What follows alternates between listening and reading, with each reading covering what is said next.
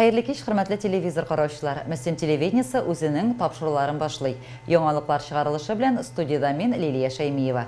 Булган вакыйгалар турында кыскача. Рухи әхлакый үсеш елы уңаеннан авыл җирлекләре җиң сызганып, масса күләм чаралар үткәрә башлады. Әлеге чараларда авыл халкының бик теләп катнашуы да сөендерә. Вәрешбаш авылында узган бәйрәмдә рухи әхлакый тәрбия бирү, өлкәннәргә хөрмәт тәрбияләү, кул эшләренә кызыксыну уяту максатыннан оештырылган иде. Авылымның рухи байлыгы исеме астында оештырылган бәйрәм кичәсе кысаларында Нәүрүзне дә үткәрде Вәрешбашлылар. Белгәнегезчә, 21 мартта көн белән төн тигезләшә. Форсы телендә ул яңа көн дигән мәгънәне аңлата. Бүген безнең мәктәптә рухи әхлакый тәрбия елы кысаларында шундый чара уза. Без монда үзебезнең өлкән яшьтәге авылдашларыбызны чакырдык, ала чыгышлар ясыйлар, мастер-класслар күрсәтәләр. Татар халкына гына хас булган гореф-гадәтләрне искә төшерү максатыннан без бүген Нәүрүз бәйрәме дә уздырабыз. Ел инде 2019 ел рухи әхлакый ел дип игълан ителде. Бу бик яхшы нәрсә инде билгеле. Шушы елда, шушы әхлак елында гына булса да бер-беребезгә итагатьле, тәртипле, дус булып, тынычлыкта, иминлектә яшәргә насыйп булса иде. Авыл тарихын бәян итүче китаплар авторы Тәскирә Низамиева Шамаилләр йортның бәрәкәте дигән мастер-класста күрсәтте. Башкаланың Мөхәммәдия мәдрәсәсендә белем алучы Гөлсинә апа бәйрәм кунакларын Коръән уку серләре белән таныштырды. Вәрешбаш мәктәбе директоры Ләйсән Яхин үткәргән мастер-класс аеруча кызыклы булды. Бәйрәмгә кунак итеп чакырылган әби-бабайлар да, район хакимияте вәкилләре дә энә белән җип алып калфак текте. Аллаһыга шөкер итәм, исәнлек биргәненә, аякларым йөргәненә, күзләрем күргәненә. Аллаһыга шөкер итәм, биргән нигъмәтләренә, аятларны ятлар өчен зиһеннәр биргәненә. 2019 ел районыбызда рухи әхлакый ел итеп илган ителде. Һәм мәктәптә, авылда барган барлык чараларны да без шушы темага якын итеп, шул уңайдан үткәрергә тырышабыз. Һәм дә үзебезнең балаларыбызга да шушы юнәлештә тәрбияне инде бу ел ныграк бирергә, аңа басымны ныграк ясарга тырышып эшләвебез. Һәм менә бүген дә инде авылыбызда бик матур чара үтә. Рухи әхлакый байлыгыбызны күрсәтү максатыннан авылыбыздагы булганнарны, уңганнарны барлыйбыз. Бәйрәмдә катнашкан һәр кеше карга боткасыннан авыз итте. Муллык бәхет теләп Казанда тары, дөге карабудайдан пешерелгән ботка, кайнар коймак, чәй тәм-томнары белән тулы бәйрәм табыны артында һәр кеше кадерле кунак иде. Лилия Шәймиева, Динар Минхаҗев, Мөслим телевидениесе. Нәүрүз төрки һәм Иран халыкларының кояш календары буенча яңа ел бәйрәме. Яз аенның көн белән төн тигезләшкән көнне билгеләп үтелә. Боланлы авылында да бу бәйрәм зурлап билгеләп үтелде.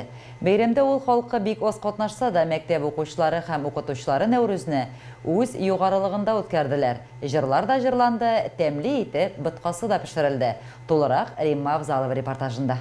Бәйрәмгә килүчеләрне иң элек авыл башлыгы Илүсә Исламова сәламләде. Бәйрәм мәктәп территориясында үтсә дә, авыл халкы да чакырылган иде. Район башкарма комитеты җитәкчесенең социаль-мәдәни эшләр буенча орынбасары Марина Бадретдинова рухи әхлакый үсеш программасы белән таныштырды. Нәүрүз бәйрәме инде безнең яз бәйрәме, безнең элек-электән әби-бабаларыбыз елның башын шушы көн белән башлаганнар. Ул көн белән төннең тигезләшкән вакыты, ул бәйрәм булган, игелек бәйрәме булган, дуслык бәйрәме булган. Менә бүгенге бәйрәмебез дә безгә инде бердәмлек өстәсен иде. Нәүрүз бәйрәмен үткәрергә булдык. Без моны рухи үсеш программасы кысаларына кертеп үткәрәбез. Бик матур итеп балалар да аңлады бу программаны. Безнең ел буена үткәреләчәк чараларны шушы программа кысаларына кертеп план төзедек. Чараларыбыз шул план нигезендә башкарылып чыгачак. Сине дә яратырмын, әйе. Сиңа да җылы якты кояшлы көннәр алып килермен. Юк инде, яз булса миңа гына булсын. Кеше белән бүлешмим. Хәзер мин җилне шул ачкыч белән бикләп куям да бер кая да чыгармыйм. Бәйрәм башланганда гына Нәүрүз бикәнең килә алмавы билгеле булды. Балалар аңа ярдәмгә ашыкты. Яз ялындырып, биремнәр белән сынап кына килергә ризалашты. Балаларыбыз бик актив. Мәктәптә иртәннән кичкә хәтле эш тынып тормый. Класстан эшләр бик матур оештырыла. Чараларга бик теләп катнашалар балалар. 25 баланың һәр берсе дә сәләтле, һәр берсе дә чараларга катнаша һәм активлар. Шуңа күрә бик күңелле яшибез. Шулай ук авыл халкы да актив. Бәйрәмнәр һәр даим үтеп тора. Үзебезнең ата-бабаларыбыздан килгән йолаларыбызны онытмыйбыз. Менә бүген дә Нәүрүз бәйрәмен бик матур итеп бәйрәм иттек. Бик күңелле чара узды. Иләрбез тыныч булып, дастарханнар, значит, дастархан дигән инде табыннарыбыз мул булсын дигән бәйрәм бу. Кыш белән язның аерылган көне. Шундый матур итеп бәйрәм итәбез менә, Аллага шөкер. Катнашкан кешеләргә бик зур рәхмәт. Сезгә дә рәхмәт. Күңел тынычлыгы, жан тынычлыгы, исәнлек, саулык телим.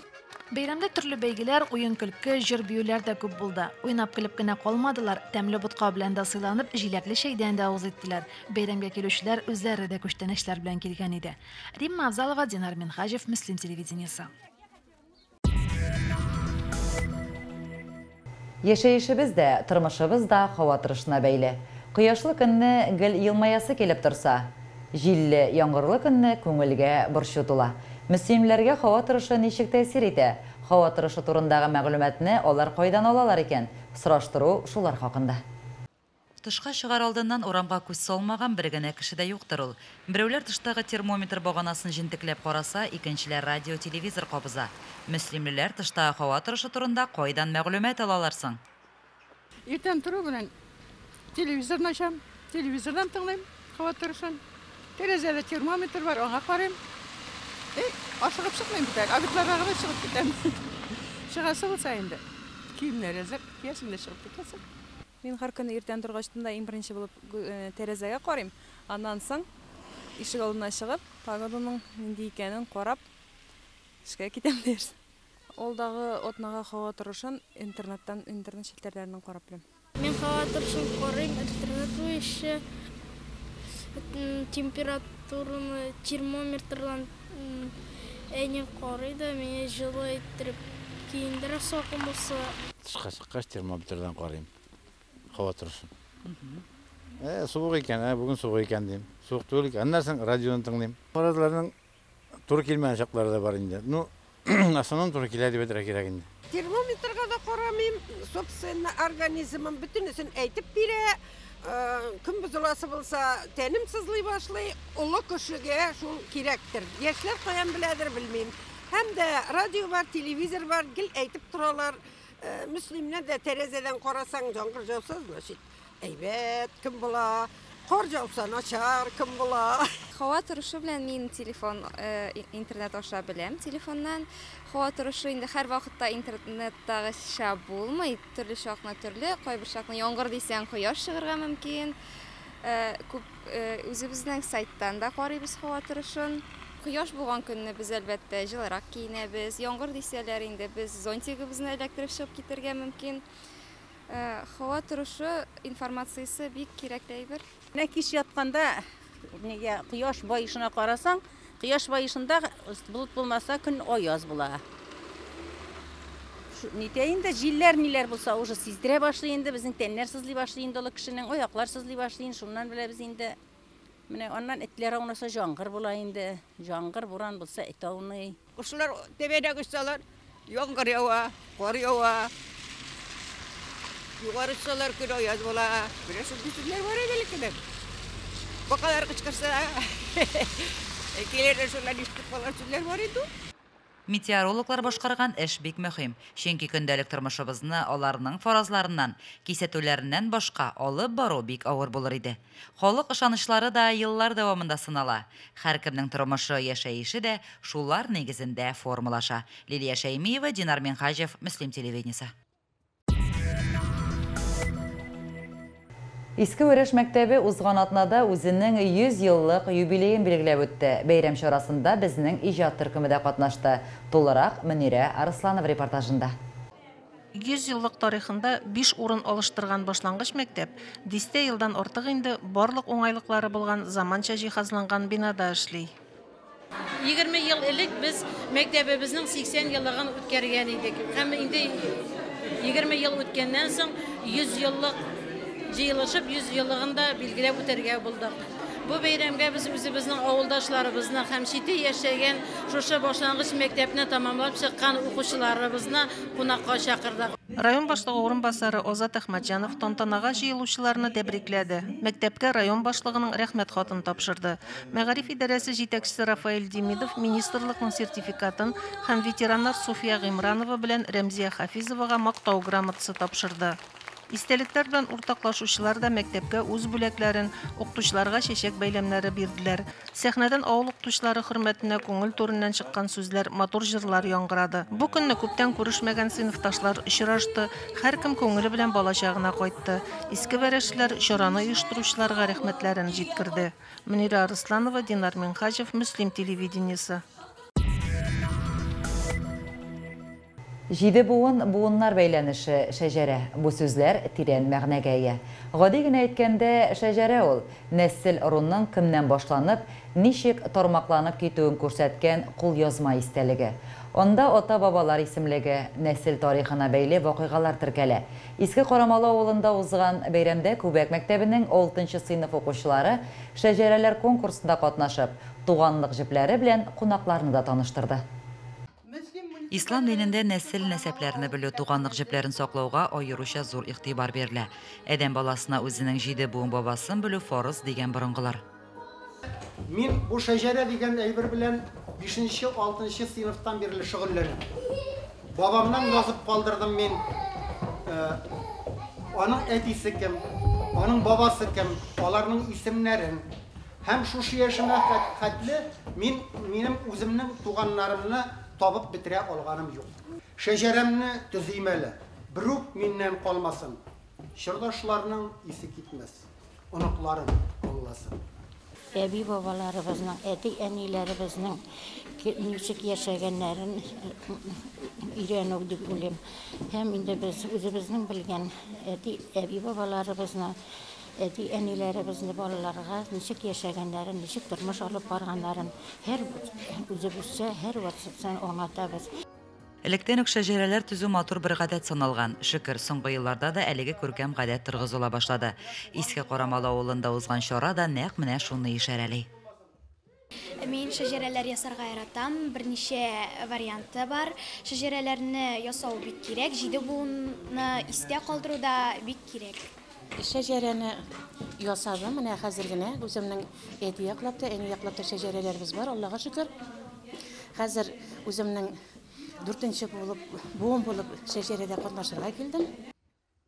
Һәр кеше үзенең нәсел тамырын белергә тиеш. Хәзердән үк әби бабаларны, туганнарны барлык. Яшь якта кеше аңа игътибар итми, олыгая башлагач туганнарын барлый башлый. Мәртәбәле жюри әлеге бәйгедә 1-нче урынны Яббаровлар гаиләсенә бирде. 2-нче урында Галиевлар гаиләсе, 3-нче урынга Хаматшиннар лаек булды. Шәҗәрә бик олы әйбер бит ул. Формаль гына түгел, сәхнәгә чыгып шигырь сөйләү, җырлау, бию гына түгел ул. Шәҗәрә бик олы әйбер. Аңа бик җитди карарга кирәк. Шәҗәрә инде ул нәселне югалтмаска дигән сүз. Үземнең язганым юк, но әткәләрдән калган нәр буенча беләм инде. Аңа кызымны якларга киттем бүген, кызымга өйрәттем. Безнең бүгенге шәҗәрә бәйрәме ул инде мәктәпләр белән китапханәләр хезмәттәшлеге проекты кысаларында оештырылган бәйрәм. Һәм без инде төрле проектларны тормышка ашырабыз уку елы дәвамында. Һәм бу бәйрәм укучылар өчен дә, гаиләләр өчен дә бик кирәк. Чөнки шәҗәрәңне белми торып, үзеңнең тарихыңны белмисең дигән сүз. Һәм инде бүгенге бәйрәмгә 6-нчы сыйныф укучылары зур әзерлек белән килделәр. Архивлар һәркем өчен дә ачык. Оннан да нәсел турында күп мәгълүмат алып була. Хәзер интернет заманы. Туганнарны эзләргә ул да бик булыша. 7 буын туганнарыбызны белеп яшик. Лилия Шәймиева, Динар Минхаҗев, Мөслим телевидениесе.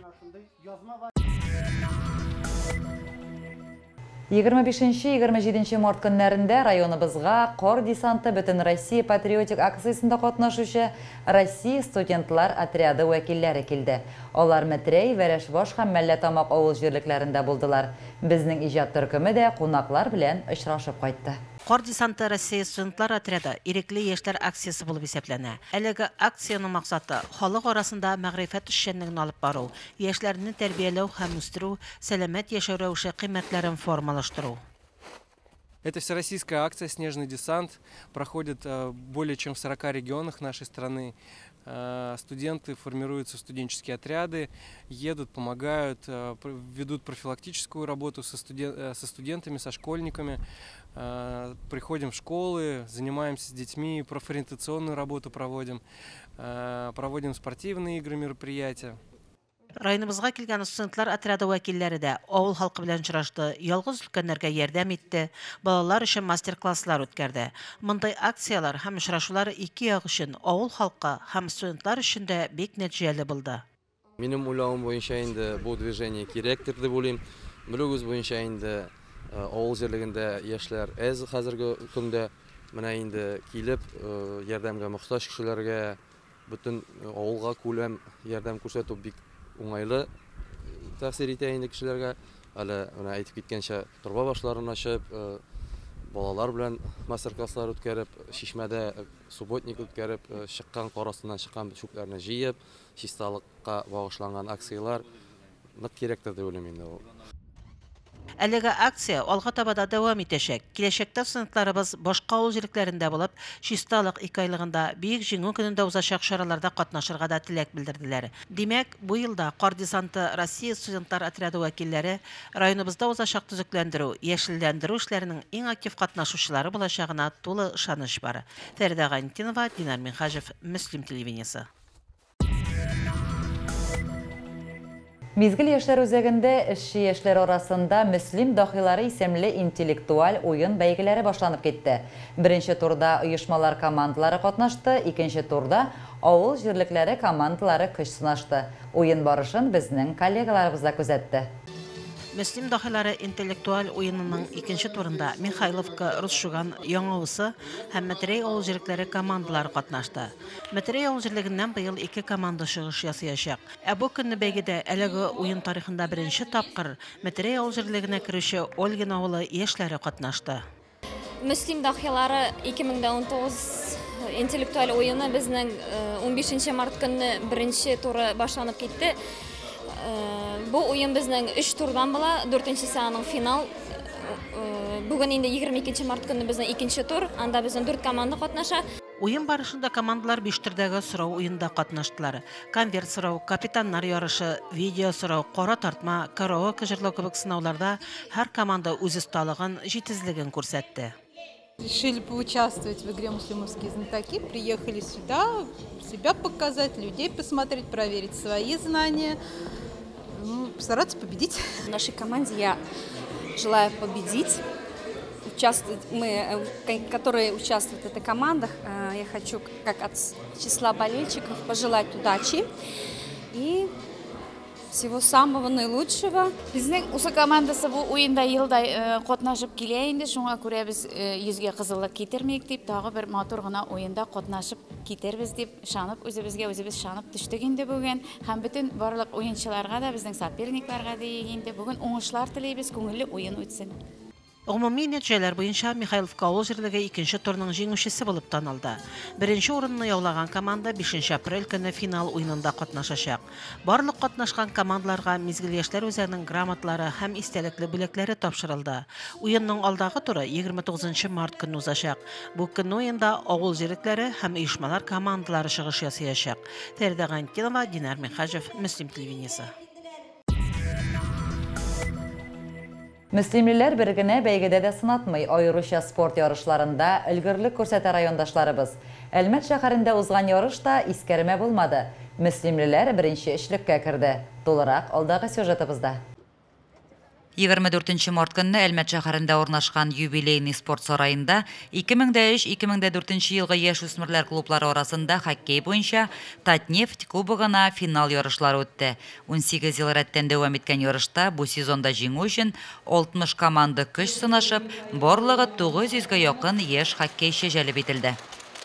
Спортны яратырга кирәк, бигрәк тә егетләр өчен иң шушындай спорт төрләренең алардан мужик ясый торган, егет ясый торган төр ул хоккей.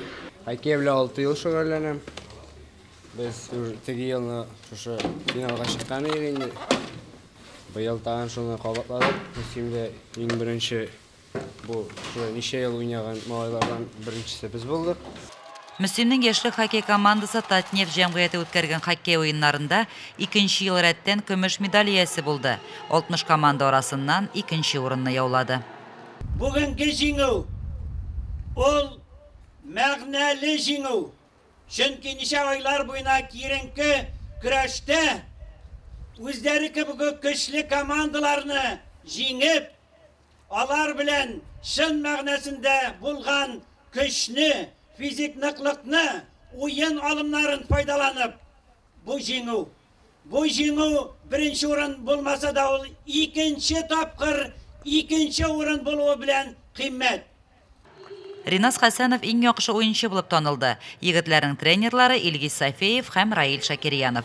Лилия Шәймиева, Динар Минхаҗев, Мөслим телевидениесе. Әлегә шулар, мин Лилия Шәймиева, сезнең белән сау булашам. Исән-имин булыгыз.